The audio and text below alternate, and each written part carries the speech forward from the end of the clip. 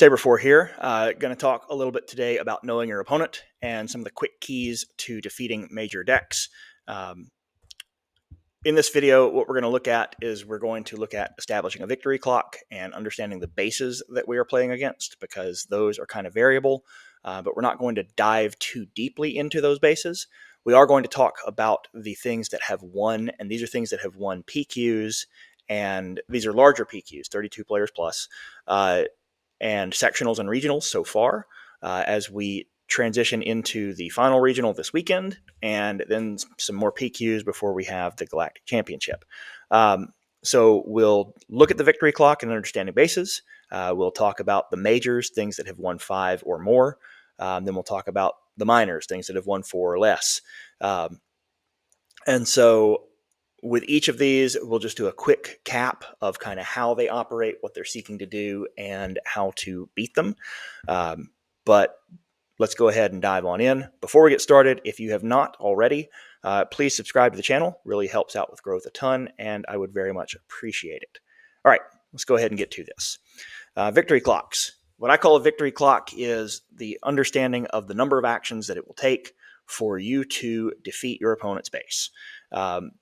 And so this is something that you set when you are building and that you want to understand when you are building, because each deck that I put together, I've got my chip damage, I've got my end game damage, I've got my problem solvers, things that I probably will use to trade into other units, and then my game enders. Those are those big damage at the end. We're setting our clock based off of the average actions that it takes in order to defeat an opponent's base. And how I calculate this is that I look at the power that is on a card. So it's basic power. Any kind of tempo plays, something that allows me to attack directly right now and doesn't give my opponents an opportunity to interact with and stop that attack, divided by the number of cards in the deck. And so, for example, something like snapshot reflexes is a 1, because it keeps tempo, because I'm able to play this on a card and then immediately attack with it. Power of the Dark Side, although it solves a lot of problems and is in a lot of decks, is a 0. This is not perfect, but this does give me an idea of what goes on, and it also allows me to look at some cards and say that, if an action towards base on average in a deck is 2.5, well, hey, look, I've got Devastator in that deck, and Devastator has a 10 attack. That's 4 actions represented at once. And so that allows me to kind of gauge what each thing on the board is versus what I expect from an opponent's base and how quickly I think I can take it down. As far as bases go, ECL and Tarkin Town combined are a little bit more together than what Data Vault is as far as percentage that we're seeing. However, Data Vault is very much on the climb. And so expect that quite often you're going to have to deal with that 33 health base. We know the effects of all of these very well. ECL and Tarkin Town gain ambush or defeat a card that has some damage on it. Generic bases just provide an aspect, and then Data Vault gives that bonus 3 health. Let's talk about the cards and the leaders that we're going to have to deal with. We're starting off with Kira because she is the most represented winner so far, and then we'll kind of work our way down as we go. Each slide's going to be kind of similar to this, so this is sort of the progression of what you're going to see. Kira is arguably the fairest matchup into the wide field. She has a lot of maneuverability in her plans and a lot of variance in what she can do, and she does a good job of adapting to what your opponents do.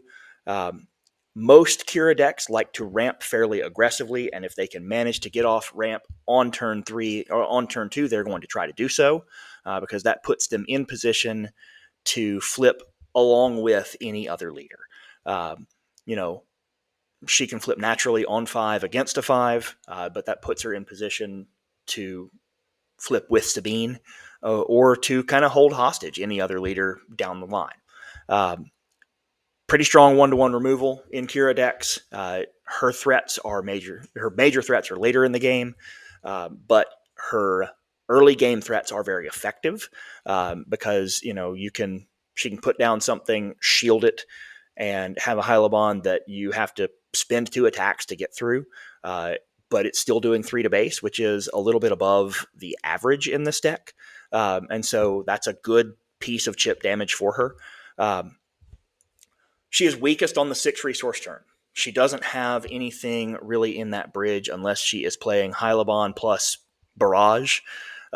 She doesn't have anything in that 6 resource turn that is absolutely the thing that I want to play.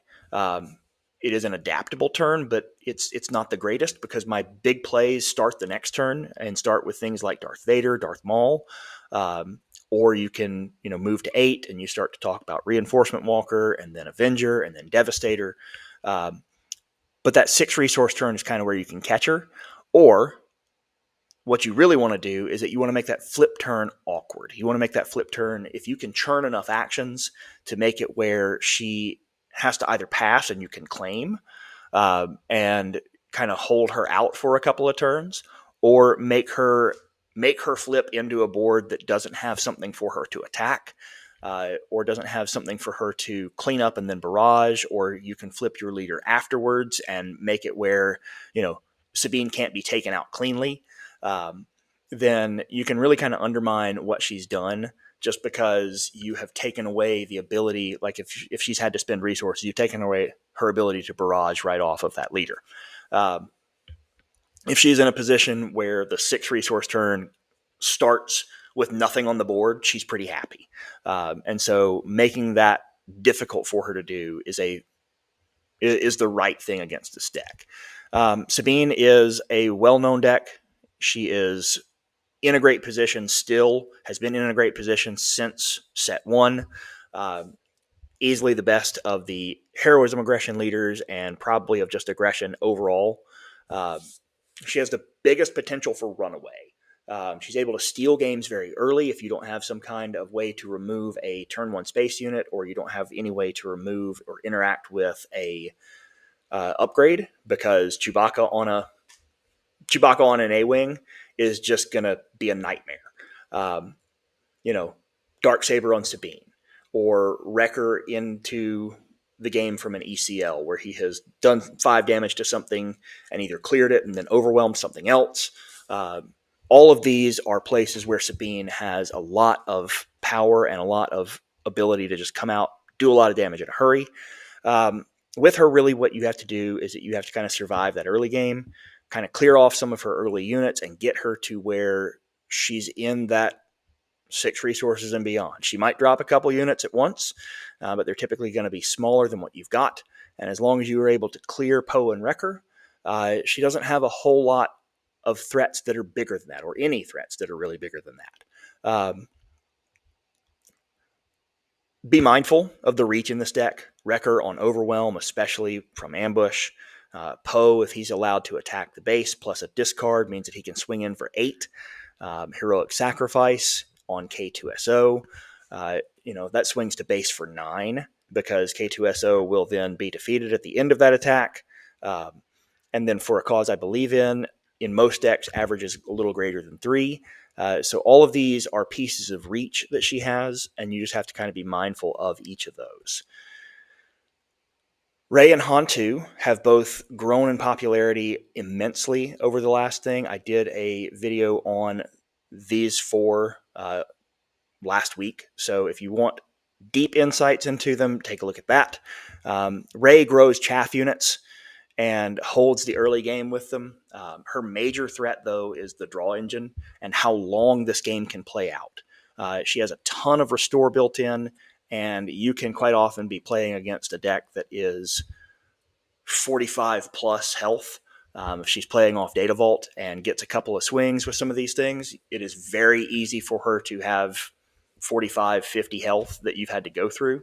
A big threat here is also being able to do something like U-Wing, because she can U-Wing, bring in R2-D2, look at the top card, bring in C-3PO, guess the top card and draw it, put down Mon Mothma, search again. So a big threat with her is not just the idea of what she's able to do, but also the amount of time that this deck takes to play. It is very, very probable that if she has stretched one of these games out, that you might get one against Rey, and that's all you get a chance to play all the way out. And if she stretches that first game all the way to a 35-minute win, then the idea that you're going to play 2 and win them in the remaining time is very small. Priority kills. Tech and anything with restore, especially tech later in the game, because that makes her resource row something that is a default second hand. She might hide tech there. You might not be able to pull him out any other way other than let him get to the table and then defeat him.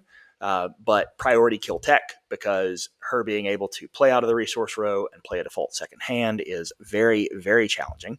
The flood of units is problematic, but like we said, be aware of time.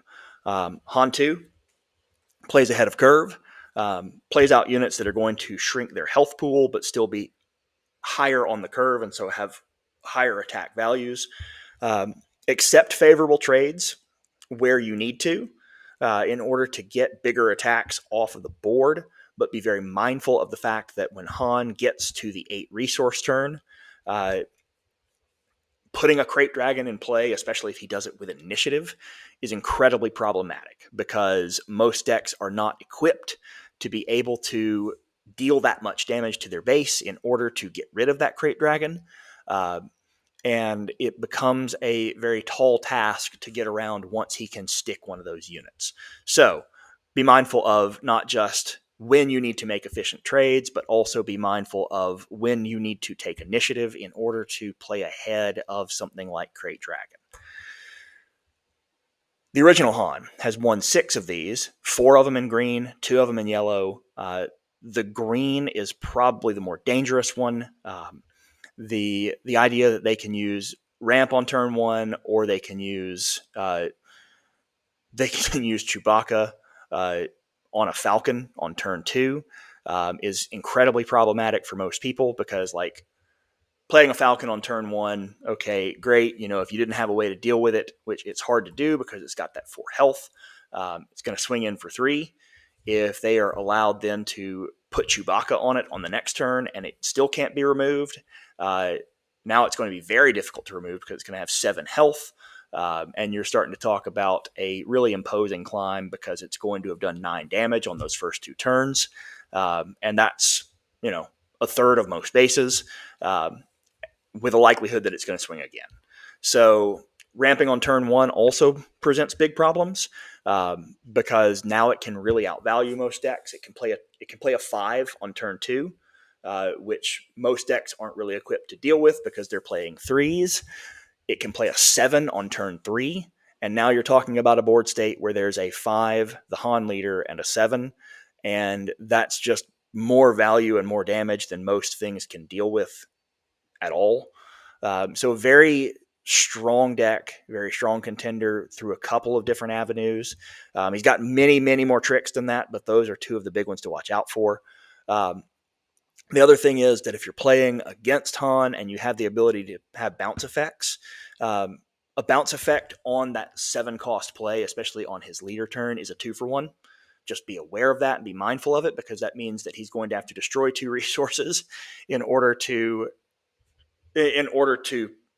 fulfill the requirements that Han has. And that's a big sacrifice to make for a unit that didn't stick. Han 2 utilizes the double yellow cards, uses Cunning, Cantina Bouncer, Bodhi Rook. It's more tempo-based and includes bounce and hand control among its other tools. Still presents that same big threat, jumping from 5 to 7, getting the Han leader on the board, getting a big unit on the board that we can then, if we can remove, we 2-for-1 is a good way to kind of look at this. Both decks, if you can stall the Han flip, you can prevent that double ramp, and that is a way that you can kind of help stall this game out. Or you can 2-for-1 units because anything that he forces a resource down in order to play something means that you got 2 cards of value out of your 1 of removal. Palpatine and Cad Bane. These are the minor ones. These have all won 4 or less. All 4 Palpatines are in yellow, which combines the very strong leader flip of Palpatine with the hand and board control elements of Cunning. Really stalls to the late game very well and gives you a lot of very disposable units for your draw engine. I'm not concerned at all about the idea that you're going to damage-based remove a crafty smuggler. And that leaves me the opportunity, in most cases, to attack with the crafty smuggler and then sacrifice it. Letting me filter, draw a card, move on to my next turn, ping a damage, do the thing that Palpatine wants to do. He stalls into that late game very well and uses those things as a draw engine to get to his late stuff. And that includes things like Cad Bane unit, who can exhaust the board even if your opponent removes them. Plan against their leader flip turn, understand what it is that you have on the board that's damaged, what you might want to run it into in order to remove one of their units and yours, so that you can both remove their ability to ping something, draw a card, and damage a unit, as well as removing the unit that you don't want captured. Or captured is the wrong word, that you don't want turned. Cad Bane. Cad Bane, all the wins so far are Tarkin Town. I like this deck in blue, but it has not won a PQ in blue. This looks to remove the turn one, especially the Tarkin Town version, and then continue with pings because you've only got one unit in play. Cad Bane, the unit, can exhaust the board even if he is immediately removed. He has unit-based control. It really needs to trade effectively in that early game because its early game is chip damage. It does not have restore, and if you're talking about something with a 25 base without restore, chip damage that you do is incredibly effective because that health pool is so small. If you're talking about a 30 health base, or if you're talking, most Cad Banes haven't played in green that have won or have been successful, and so we're not talking about something that often plays with Data Vault, and so lack of restore in this deck can allow you to be very successful with just straight up chip damage. Gar Saxon and Quinnland Voss. Quinnland has fallen off quite a bit recently in the post-Jango era just because other things have been able to adapt a little bit better. Quinnland was well positioned into Jango, but not as well positioned into post-Jango. Gar Saxon was another one that did fairly well while Jango was around and still has some legs to it, but is not quite as well positioned overall. Gar Saxon, especially with yellow, gives us a high volume of shielded units, meaning that they come out, the crafty smuggler that was a 2/2 now becomes a 3/2. Same with Krennic as your turn one plays. It uses a lot of tempo upgrades, so hotshot blaster, snapshot reflexes, things that allow you to play the upgrade and attack at the same time. So even if you remove the shield from something, now I can come back and I can say hotshot on it, or snapshot on it, +1/+1, which is effectively +2/+1, and attack. He is very vulnerable to one-to-one removal. He's also very vulnerable to something like Quinnland Voss, because Quinnland Voss is going to scrape those shields off and is going to get to a position where we're now trading out a little bit more evenly, even though Quinnland's units are a little lower on attack than most. Being able to scrape the shield off, bring that crafty smuggler down to a 2/2, allows most things that Quinnland plays to be able to trade out with it effectively. Quinnland does ping damage to units and does hand disruption. He plays a lot of smaller attack units. Overall, Quinnland's clock is pretty long because his average attack is a little bit less than a 3 in the deck. Playing against Quinnland, you need to understand the sequencing of his discard, of when he's likely to be able to use force throw. You can disrupt his flip turn by clearing the bonus unit off of the board. Quinnland likes to, especially if there is a ground unit around, he likes to be able to flip and then Plo Koon, because that allows him to do damage through dropping Plo Koon and then ambush with something that's a 6 instead of ambushing with something that is a 3. Just knocking coordinate offline is helpful and can help you kind of get by him. He often plays Tarkin Town, and so the same thing. Chip damage is effective. Being able to knock away just little bits and pieces at that base can really put him under pressure. Grand Admiral Thrawn and Admiral Piet. The Grand Admiral Thrawn decks that have made it have been in Data Vault. they are going to look to cash in on when defeated effects and double up on them. And so the PQ winning version uses a Hail Hydra approach.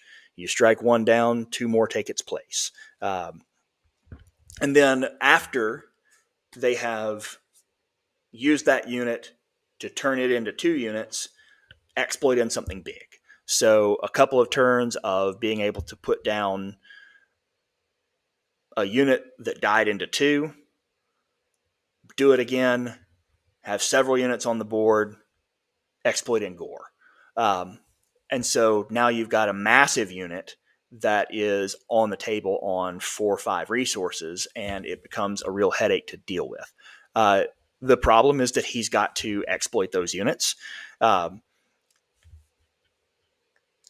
If you're attacking the base, you're forcing him to attack your units with very small things, because quite often you're talking about things like the Senator, or you're talking about a 1/1 courier out in space, or you're talking about Cobb Vanth, who is about the most dangerous of them at a 3/2. But you're making them use their attacks to trigger instead of working to deal with your base. And then if you have removal for the unit that they exploit in, you can force them to just have dumped their board for nothing. So if you're playing in and you're able to get, like, let's say you're Kira and you're able to get to that 5 resource turn, and they have done enough finally to be able to play and exploit in gore. And then even if they've got a unit waiting around for you to power the dark side, if you come back and you go no glory, or you go fell the dragon, or you do something similar to that and are able to just immediately remove it, now they have cleared their board for nothing. Admiral Piet, discount to capital ships. 1/1 removal is incredibly effective against this deck because it often plays just 1 card per turn. You want to deny the ramp if possible. So if you're playing yellow and playing villainy and you have the ability to snipe something out, or if you're playing heroism and you have the ability to snipe out that that restock, or the resupply, or to snipe out the super laser technician, or to pull the resupply carrier, you'll probably want to do so, because if Piet can get to that late game where he's on 7 resources plus, he's got a lot of big capital ships that he can drop, and they do not take a lot of swings to knock off a base. You also want to, if you're playing any kind of space at all, remove the Spark of Rebellion Piet, because that will grant most of the units in his deck ambush, and really, really ramp up their value, because they are going to stick once they ambush, and it's going to make it incredibly difficult for you to compete in the arena that he wants to win. Bos and Iden, 2 very control leaders. Bos looks to set up a double bounty, usually a draw bounty. It's usually not a point where he needs to heal that badly at the time, because he has redundancy for healing. Chip damage is essential. It might be inconsequential, but chip damage is essential. And the reason that it's essential is that your chip damage, your early units, tax his 1/1 removal. He's got a ton of it. But if you can force him to use some of that 1/1 removal, especially some of the more disadvantaged ones for him, and be able to stick something like a Relentless, then you're in a really good position against Bos. Restock is very helpful. The Data Vault is very helpful, because mill is a big-time victory condition for that deck. And so being able to have something like Restock and sequence it properly, have Data Vault where you're just 10 cards bigger, or be able to slap down Relentless and watch them struggle while they have to use 2 of their cards at once to remove something. These are big ways that you can beat that deck. Iden, the winner was a blue-green villainy shell. And we've talked about the blue-green villainy shell on this channel and in many other channels quite often.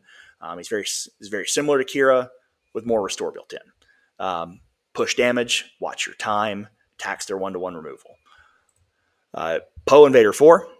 Poe does vehicle hopping, not just ship hopping, vehicle hopping. He's a big threat for eject, because eject allows Poe to essentially go to the ground for 3 and be a pretty big body, because it's a 4/6 unit on the ground. And a 4/6 unit on the ground, still with the ability to use his epic action. And that can be a very big play for that deck. He has the same threats as Sabine, but is generally not as quick, and is more vehicle loaded. So that means that things like Poe and Wrecker, although they are still present, he's more likely to play some vehicles and to play a lot in space, where Sabine does not. So is a stronger in space deck than what Sabine is, but does similar tricks. Vader 4. One win, but the fifth most common top 8, and almost exclusively in yellow for that. The thing that you do against Vader 4 if you want to stop him is that you interrupt tie generation, and that means that you want to find a way to remove their turn 1 unit. If they put down a unit and they put down a token along with it, you want to remove the unit because it is attacking with the non-token vehicle that causes them to create the TIE Fighter token. The kill on sight here is the Victor leader. If everything in space, if all those TIE tokens become 2s, you can have real big problems. Yoda and Boba 4. Yoda's won a couple. This is a very combo-based deck. The problem with Yoda is that you're not going to be able to stop his filtering. As long as a unit is removed this turn, as long as a unit left play, and that's a unit, it doesn't say yours. It's not a friendly unit. It's not an enemy unit. It's a unit. So that filtering is very hard to stop. Hand disruption to catch key cards, especially on the flip turn, can be very useful because they're going to try when they flip to discard something and remove a unit, and then that leaves them behind with a very big-bodied Yoda. It's a large delta. A delta is to say that it attacks for 4 and it restores 2, so it's a delta of 6. So it's a big swing in how the math works for the 2 bases, theirs and yours. And he's difficult to stop, but he's very gimmicky because it's very combo based. He needs to filter to the right things. Being able to use some hand disruption and catch some of those key cards while they're in his hand before he can put them on top of the deck can give Yoda problems. And then finally, Boba Fett is the most common top 8 without a victory. Indirect damage based, which sets up some favorable trading, and especially if you can deploy Boba to a ship, because if you deploy him as a pilot, he does a little mini bombardment. He does 4 damage spread across the board and does not lose any attack. So a lot of these other pilot leaders, when we put them down, they shrink a little bit. Boba shrinks in health just a little as a pilot, but he does not shrink in attack. So he grants that vehicle +4/+4, which is a big stat boost, and does a bombardment at the same time. So the things to remember against indirect is that your units on the table are effectively base health. Everything that is on the table is base health. And so, if he's going to crash into a unit, if he decides that he wants to attack something and he does on attack indirect damage, take that indirect damage to the limit of the unit that he's attacking until the damage from the attack goes through. Got big reach in this deck. Be mindful of sneak attack with Devastator. Be mindful that you can also 2-for-1 that card, because Devastator, while it will deal 4 indirect damage, paying for it and losing that card out of hand, especially if you bounce it, if you No Good to Me Dead, if you do any of these other kinds of things which remove that unit, it not being able to swing in for 9 is problematic, because he really does need some of that damage to go through. All right, so that is it for our quick recap of these. This is not an exhaustive list of what you can see top 8. That meta has become very, very wide, but this is a run-through of what you have seen as far as winners so far, both major and minor. And remember, this is talking about PQs that are 32 players plus, and the regionals and sectional. So if you are playing a PQ or a regional or sectional this weekend, these are some of the things that you're likely to see. And also, good luck, and until next time.